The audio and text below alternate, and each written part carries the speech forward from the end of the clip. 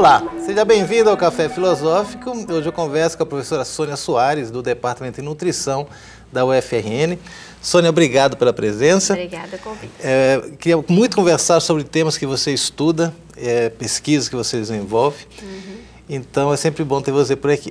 Obrigada. Queria começar pensando assim, um pouquinho, que você falasse da tua trajetória acadêmica, porque você é nutricionista de formação, mas também é filósofa e fez mestrado e doutorado em filosofia. Me fala como é que foi essa trajetória, como é que você saiu de um lugar tão específico como é a nutrição e para chegar a algo tão abstrato como é, ou parece ser a filosofia? Parece ser. Na verdade, eu acho que a filosofia, ela complementou e muito a minha formação como nutricionista e como sanitarista, como profissional de saúde pública que eu sou. Então, o meu caminho seguiu a filosofia pelo caminho da ética, né? Então, assim, qualquer área você pode trabalhar ética. E eu fui trabalhar a ética exatamente na questão da saúde e no direito à alimentação, mais recentemente com a minha tese. Então, na verdade, a filosofia apenas fez com que a minha formação em nutrição ela fosse muito melhor fundamentada para eu trabalhar temas importantes para a saúde pública e para a nutrição e alimentação. Quer dizer, essa tua formação filosófica também está presente no teu ensino, nos componentes que você adota. Exato. A gente tem uma disciplina de bioética e cidadania, em que eu atuo.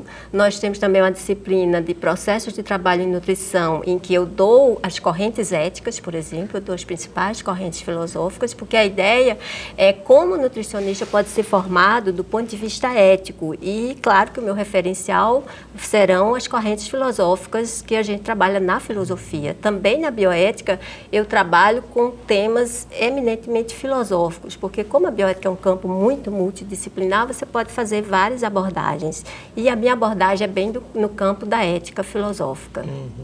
Quando você estuda nutrição, você já teve uma formação assim? Não tive, mas eu senti falta.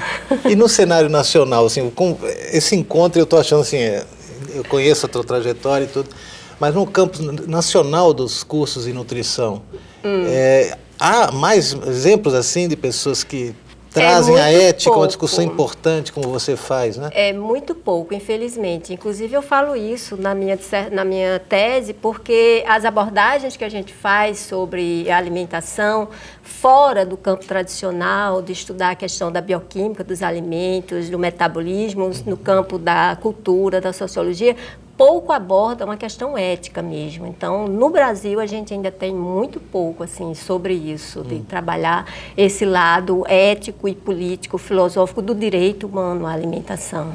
E por parte dos alunos você percebe uma aceitação? Sim.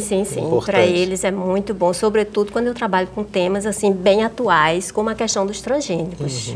Esse é um dos temas, né, que a gente queria que você abordasse aqui, porque já tendo como horizonte para pensar isso, essa perspectiva que em 2050 a necessidade de produção de alimentos simplesmente vai dobrar de volume. Como é que você vê isso, se isso também está ligado a essa campanha de propaganda por exemplo, da Monsanto, que cria e vende essas sementes? Fala um pouquinho sobre veja isso. Só, do ponto de vista da quantidade de alimentos produzidos de grãos, nós não temos deficiência. Né? Nós produzimos o suficiente, por exemplo, hoje, para alimentar 12 bilhões de pessoas, e nós temos 7. Então, na verdade, o problema do acesso aos alimentos por parte de ainda quase 1 bilhão de pessoas não é porque não há alimentos, é porque as pessoas não têm acesso, é porque elas não têm renda, é porque elas não têm acesso à terra para plantar seu próprio alimento. Então, assim, esse discurso que foi feito desde a Revolução Verde, né, de que nós vamos melhorar a semente em laboratório para ter uma produção maior e assim alimentar o mundo, esse é um discurso falacioso. Nos dias de hoje não tem o menor sentido, porque nós já produzimos o suficiente. O problema é a forma como a gente produz. Então, por exemplo, a própria FAO já reconheceu que os sistemas alimentares atuais de produção, sobretudo de alimentos de origem animal, eles são insustentáveis. Não dá para a gente pensar que todo mundo vai ter que comer cada vez mais carnes, cada vez mais produtos de origem animal, porque a gente criou sistemas extremamente insustentáveis do ponto de vista dos recursos naturais. Então, assim, produzir 1 quilo de carne, um hambúrguer, significa que você vai utilizar vários litros de água, que é um recurso escasso na natureza. Então, é preciso repensar a forma de produzir alimentos e não tanto a quantidade de alimentos. Mas aí vem uma voz assim muito contemporânea e vai dizer que, por exemplo, essa operação carne fraca, sim, que paralisou as exportações, se continuasse por alguns meses, quebrava o país, né? Isso é também uma falácia? Isso se disse, por exemplo, no caso da soja transgênica, que foi introduzida no Brasil via contrabando, e se dizia que se fosse proibido, como deveria ter sido naquela época, nos anos 90, o Brasil ia quebrar também, o que não era verdade. O Gabriel Fernandes fez um estudo sobre isso na dissertação dele, que ele coletou dados do próprio Ministério da Agricultura que mostrava que o Brasil não estava com essa deficiência de grãos para exportar se não fosse a soja transgênica. Então, na verdade, só temos 20% da produção de carne no Brasil que é exportada. Então, eu não vejo como sendo... Os outros 80% são de consumo... como mercado interno. Então, não é a parte principal, com Mas no certeza. caso da soja, por exemplo? A soja a gente exporta, grande parte, e, sobretudo, a soja serve de alimentação animal. A soja e o milho transgênicos. Então, assim, nós temos esse problema também no Brasil, porque de lá para cá, quer dizer, 98 que a soja foi introduzida, 2003 ela passou a ser legalmente aceita no Brasil, por medida provisória, inclusive. Nós temos já 11 tipos de soja transgênica liberados no Brasil e 40 de milho. Então, assim, a coisa proliferou de um modo incontrolável, né? O Brasil já é hoje o segundo maior produtor de alimentos transgênicos no mundo. Uhum. Bom, a gente estava tocando esse ponto agora sobre a operação carne fraca e aí a vigilância, né, desses alimentos que nos chegam ou para o exterior, enfim. E aí você tocou num ponto que é esse contrabando que houve na década de 90 das sementes transgênicas. Eu falei, então o que está acontecendo, né? Porque a impressão que se tem é que isso virou uma grande mercadoria, um grande mercado mesmo. Com né? certeza. Que a questão da fome, do homem passando fome, é só um detalhe nisso tudo. É verdade, porque veja, no tempo da Revolução Verde, ainda se fazia o discurso de que a gente precisava aumentar a produtividade. E realmente a semente melhorada em laboratório, ela fazia isso. No entanto, Vandana Shiva mostra bem que, do ponto de vista dos recursos, quando você vai fazer quanto entra e quanto sai, termina dando prejuízo. Por quê? Porque o dano ambiental causado por essa semente, que precisa de muito fertilizante, de muito agrotóxico, de muita terra e que destrói a natureza, então acaba que essa produtividade maior, ela, no balanço final, ela não sai como um ponto positivo. Então, assim, quando a semente transgênica surgiu, inclusive é uma estratégia da Monsanto, a entrada em países-chave, como foi o Brasil, né? Porque o Brasil é um grande celeiro, e a Monsanto dizia, se a gente ganhar o Brasil, ganha o mundo. Então, uma estratégia usada é exatamente chegar via contrabando. E foi o que o agricultor do Rio Grande do Sul fez. Era fácil pegar na Argentina a semente contrabandeada, trouxe para o Brasil e a tese do fato consumado. Bom, já que está aqui, já que as pessoas plantaram, então vamos liberar. Foi assim que aconteceu no Brasil, infelizmente. Então, na verdade, as características dos produtos transgênicos hoje não tem nada a ver com o discurso feito da Revolução Verde. Não são feitas para produzir mais, ter maior produtividade, ou não são melhores nutricionalmente. Basicamente, nós só temos duas características das sementes transgênicas. Ou elas toleram muito veneno, que significa que você pode jogar toneladas... Esse é um ponto que eu ia te comentar, né? Você joga toneladas de veneno e ela não morre, ou elas são resistentes a inseto, né? É um inseto que ataca a cultura, então... por exemplo, no caso do milho, que é baseado nisso, na tecnologia do BT, que é um Bacillus thuringiensis, uma bactéria que produz uma toxina. Naturalmente, essa toxina já era usada como inseticida. No entanto, o agricultor usava como? Ele fazia um spray e jogava na planta. Isso é uma coisa. Outra coisa é você transformar toda a planta, todas as células da planta, em produtoras de toxina. Então, o milho ele é considerado nos Estados Unidos um inseticida. porque a planta inteira mata, né? A lagarta que come o milho, ela morre. Então, nós só temos essas duas características das sementes transgênicas. Interessante, porque a Monsanto, então, ela te vende a semente que suporta o agrotóxico, o veneno, isso, e agora com esse holding com a Bayer, ela vai te vender o remédio, né? Uma vez que você estiver envenenado. Exatamente, essa é uma coisa bem característica. A gente, quando vai ver quem são os donos, né, da semente, da indústria farmacêutica, do veneno, são as mesmas empresas, exatamente, são as mesmas. Aí estou com um ponto do milho, e aí lembrei também dessa coisa que o governo alemão proibiu o plantio, a comercialização de milho transgênico. Isso, né? A Europa, em grande parte, ela tem rejeitado a introdução de alimentos transgênicos, especialmente para uso, para consumo humano. Então, isso foi uma coisa bem diferente com o Brasil. Enquanto no Brasil a coisa fluiu assim rapidamente, foi uma ascensão muito grande, a Europa ainda teve uns freios, né, pelas medidas legais de proibir essa introdução de sementes transgênicas, porque houve uma rejeição por parte da população. Você dizia que há 40 tipos de sementes transgênicas de milho no país. Nós temos 40 tipos. Que é a base de toda a cerveja nacional. Exato, está em tudo que você imaginar tem milho transgênico e não está rotulado. Por exemplo, o amido de milho. Hoje você tem amido de milho no iogurte, você tem amido de milho em barrinhas de cereal, você tem amido de milho do bicarbonato de sódio, em melhoradores de farinha. Então você compra um pão de trigo, aí você pensa, o pão é de trigo, não tem milho, mas tem. No melhorador de farinha está lá rotulado como sendo transgênico. Então, a ideia da indústria é que o mercado se expanda através disso, de você colocar pequenas quantidades de subprodutos transgênicos para que seja, inclusive, difícil de você fazer o rastreamento e você fazer análise em laboratório e detectar que tem DNA transgênico. Então, o amido de milho está espalhado em muitos produtos. É assustador. Assustador. Vocês veem que indicações você coloca, então, para que a gente melhore um pouco essa situação, né? Olha, acho que a primeira coisa é a informação.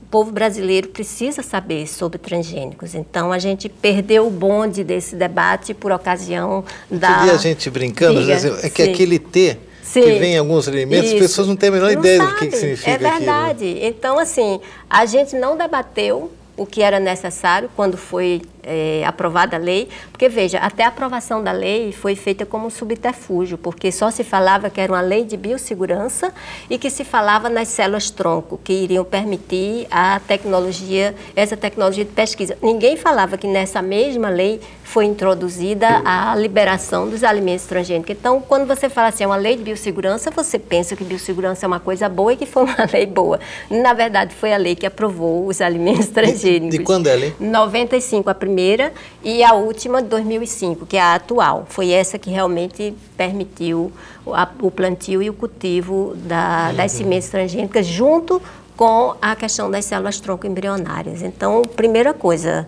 que você falou, o que a gente tem que fazer? Informação. A gente precisa saber, precisa conhecer, precisa debater. Segunda coisa, a gente tem que resistir.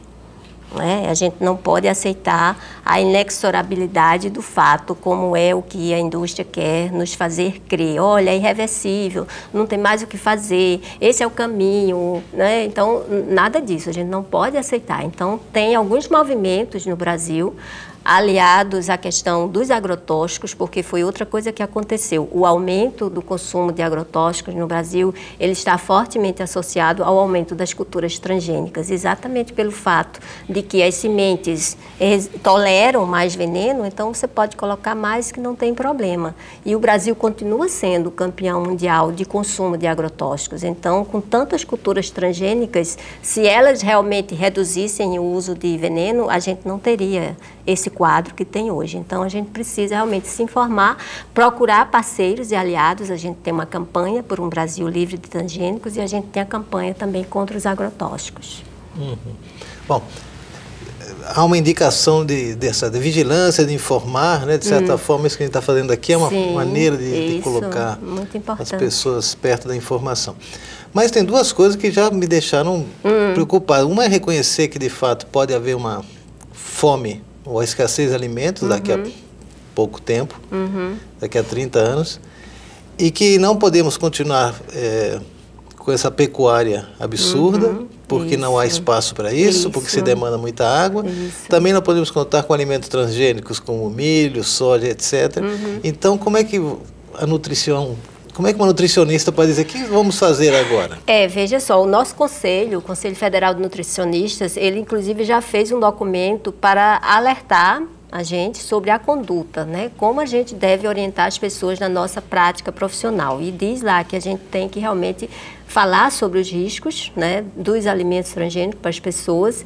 E ele, como profissional, ele tem que ser capaz de pensar as estratégias, né? O que fazer em relação a isso, como se opor a isso. A gente tem já todo o movimento de segurança alimentar no Brasil, a gente tem o movimento da Via Campesina, a gente tem no Brasil alguns movimentos de resistência e que o grande salto para mudar esse modelo produtivo insustentável que a gente tem do agronegócio é a agroecologia.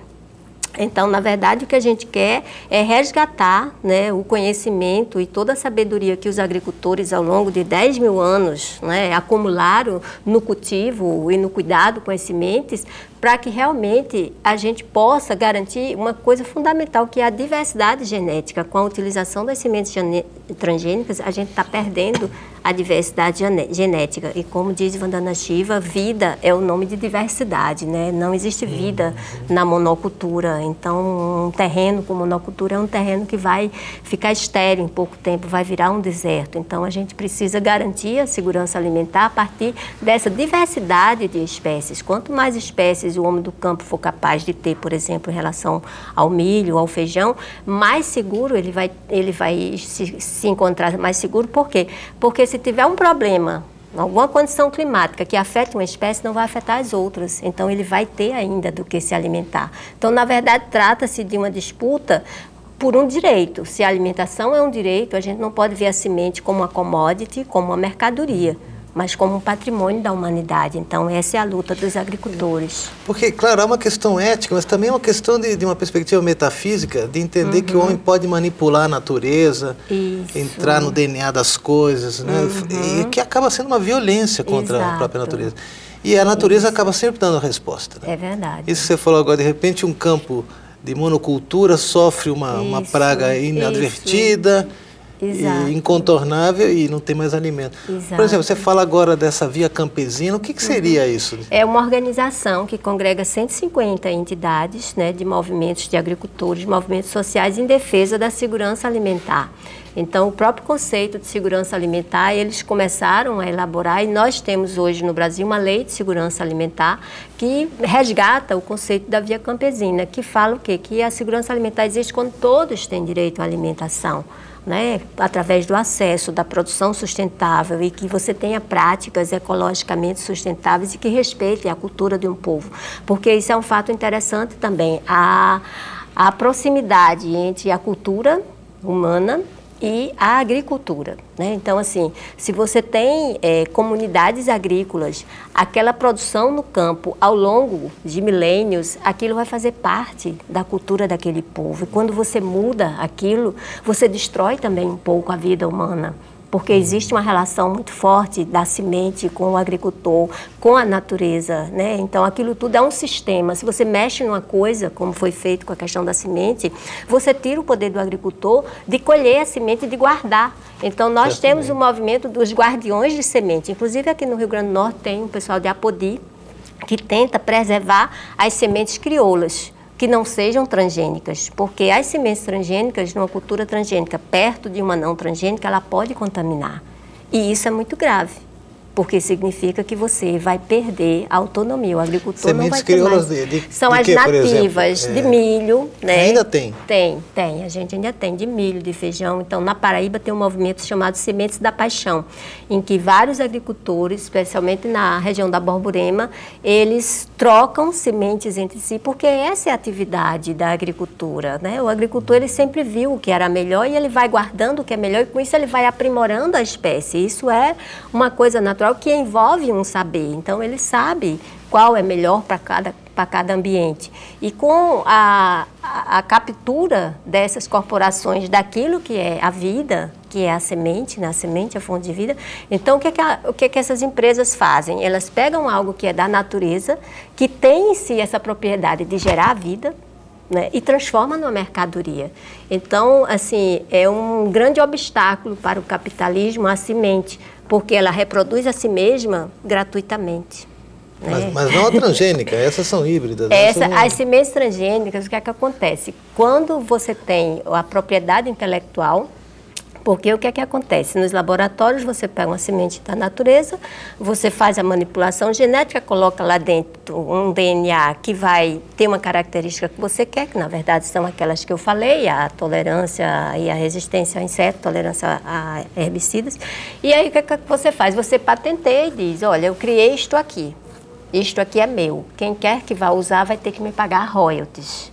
Então o agricultor, ele fica preso a corporação, porque ele vai comprar aquela semente e ele não vai mais poder utilizá-la sem pagar royalties. Então, esse é um problema muito sério para a segurança alimentar e para a soberania de um povo, né? Imagine uma nação em que a produção de alimento está nas mãos de corporações e não do seu povo. É por isso que eu acho que o problema, assim, mais do que propriamente um problema concreto, é um problema econômico que está colocado, de interesses econômicos. Isso. Né? Então, se a gente não pode contar com isso, com essa produtividade, esse viés econômico das sementes, né? Qual a solução da agricultura familiar? Como é que você... Isso. Olha, veja só, a gente não pode falar em segurança alimentar sem falar em reforma agrária. Então, pense o Brasil, o tamanho que é o Brasil e a concentração de terras que a gente ainda tem. A gente está praticamente ainda como no tempo do Brasil colonial. Então, a gente continua com grandes latifúndios que produzem grandes quantidades de monocultura, em geral para exportação, né, como commodities, ao invés de estar utilizando para alimentar o povo. Então, a gente precisa trabalhar isso junto com a questão da terra. Né? Então, todos têm que ter direito à terra. O Brasil tem condição de alimentar todo o seu povo e com alimento sem ser com veneno. A gente precisa fazer o que se chama transição agroecológica. Você tem um sistema que usa veneno e você tem um período, né? Tem técnicas de como fazer isso para você limpar a contaminação que tem na natureza e a partir de um certo tempo, geralmente 5 anos, você consegue reverter o processo. Então, a agroecologia é a solução que está sendo defendida por todos aqueles que... Eu estou aqui pensando, mas que governo vai assumir isso? Porque significa quebrar as exportações, Exato. Todo essa perspectiva econômica que... A questão é porque o Brasil precisa de tanta exportação e o que o Brasil faz com as divisas? Ele paga juros da dívida interna, né? Então não está sendo utilizado nem mesmo para os direitos sociais, né? Quando a gente vê a distribuição da riqueza do Brasil, você tem 10% para os direitos sociais e você tem 40 e tantos por cento para a dívida externa, dos juros que você precisa das divisas, você precisa receber em dólares. Então, assim, se você pensar, o modelo econômico do Brasil, ele precisa mudar para atender às necessidades do povo. A gente não pode ser um país tão rico e ter ainda gente com tanta miséria. Né? Porque nós somos. Você acha que a reforma agrária realmente é um ponto fundamental. Necessário nessa a gente não pode garantir o direito à alimentação sem reforma agrária. Não tem como. Não tem como. Tem que distribuir terra e tem que dar condições para quem estiver nessa terra possa produzir de modo seguro, de modo sustentável. O Brasil tinha condição de fazer isso porque a agricultura necessariamente é uma atividade subsidiada. A Monsanto, por exemplo, nos Estados Unidos recebe subsídio. Assim é fácil ter lucro. Né? Então, assim, você subsidia uma corporação e por que é que no Brasil a gente não pode subsidiar o pequeno agricultor? Porque, veja, no tempo da ditadura, a gente tinha um plano de agricultura que o que é que acontecia? Obrigava o agricultor financiamento, né? Crédito agrícola. Então, o agricultor vai plantar e vai receber crédito no Banco do Brasil. O que é que acontece? O banco obrigava, né, e ainda obriga o agricultor, a parte daquele financiamento ser usado com veneno. Então, o Estado brasileiro, a vida inteira, ele patrocinou esse tipo de coisa. Né? Então, era recurso público já certo, carimbado. Olha, se você não usar... Uma espécie de fiança Exatamente. Que ele deixava lá. Né? Então, assim, por que não faz o contrário? Por que você não financia? Eu não sei, Sônia, porque eu não lembro de ter visto nenhum candidato à presidência, a governo do Estado, assumirem isso como uma bandeira, ao contrário, né? É verdade. Isso é algo que se cala. Isso. Pouca gente está, assim, alerta para essa questão de um direito tão fundamental que é o direito à alimentação. É que a gente, quando fala em alimentação, a gente pensa muito no oposto da fome. E aí todo mundo comemorou, o Brasil saiu do mapa da fome. Ok. Mas ninguém falou que no Brasil cerca de 60% da população está acima do peso ou com obesidade, o que é um grave problema. Então, assim, nós continuamos sem ter o direito à alimentação adequada e saudável, respeitado para todos. Resolvemos parte de um problema, mas a gente não resolveu a outra parte. E aí nós temos um grande adoecimento, né, das doenças crônicas não transmissíveis causadas por quê? Por alimentação incorreta. Então, você não tem o que se alimentar hoje, mas daqui a um tempo você vai ter alimentação à base de Coca-Cola e hambúrguer, né? Você resolveu o seu problema de alimentação? Né? Não resolveu. Na verdade, a gente transformou numa coisa até mais difícil. Mais difícil, porque é difícil para as pessoas se sensibilizarem com isso. Você chega numa praça da alimentação, você vai ver um monte de jovens, de criança comendo aquela carne, né, embutidos, cheio de aditivos, de nitritos, de nitratos, de corantes. E aí está lá com refrigerante, você acha que está todo mundo feliz. No entanto, aquelas pessoas não estão realmente com o seu direito à alimentação. Isso não choca ninguém. Mas se você vir aquelas figuras de crianças esquálidas, né, com fome, todo mundo se sensibiliza. Ah, que problema. Mas ninguém vê um problema na praça da alimentação. E é preciso ver um problema nas nossas praças. As aparências enganam. Exato. Sônia, querida, nosso tempo acabou. Okay. Obrigado por trazer tantas informações e fazer a gente pensar sobre coisas que não são tão corriqueiras, né? Eu conversei com Sônia Soares, conversei aqui com a Sônia Soares, professora do Departamento de Nutrição. E você que está em casa já sabe que semana que vem tem mais. Até lá.